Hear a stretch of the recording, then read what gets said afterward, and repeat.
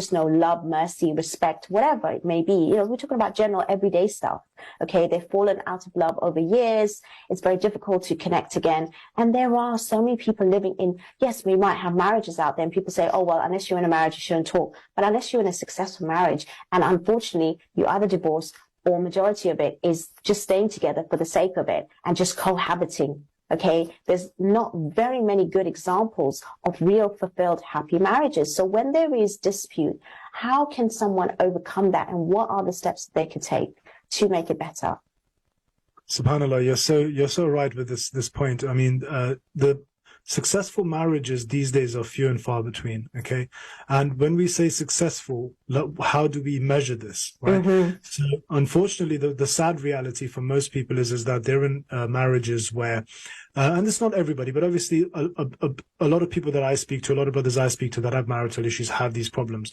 And it's the fact that it's almost as if they're disenchanted with each other, right?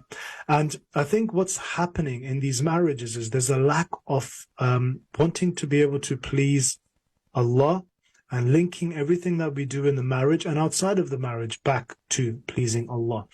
So I think one way to alleviate marital issues or arguments or disputes would be having a taqwa, because we often overlook this. You know, being God conscious or being conscious of Allah and having taqwa is not just being afraid of Him.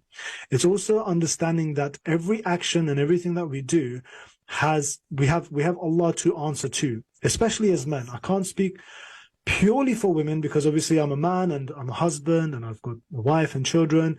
Like from a man's perspective, I can 100% say that the taqwa in my life is more than just being afraid of the fact that Allah is watching me. It's that I have to answer to Him as well because I am the head of the household.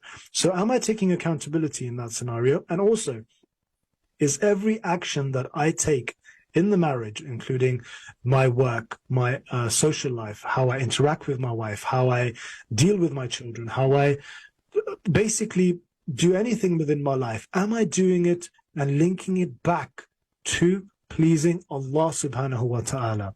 I think when we can start to do this, and husband does this separately and wife does this separately, then what you get is you get an emergence in the middle where you're harmonious, because the husband is focusing on pleasing Allah and fulfilling his duty and his rights upon his wife because of the fact that he has taqwa, but also he is trying to please his Lord and Creator.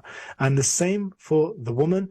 If she is putting in all the effort and work for being the best version as a wife as she can be, but while doing so whilst trying to please Allah, there is obviously, it's not as simple as this. There are many other aspects to this, but I think this is one of the key things that is missing in marriages. When a lot of the time when you see marital disputes or issues, there seems to be, and just from my anecdotal experience, there seems to be a lack thereof of the focus being Allah and it being Allah-centric for us, where we are literally everything and anything and everything that we do in that marriage, the way we conduct ourselves with our spouses is for the sake of pleasing Allah.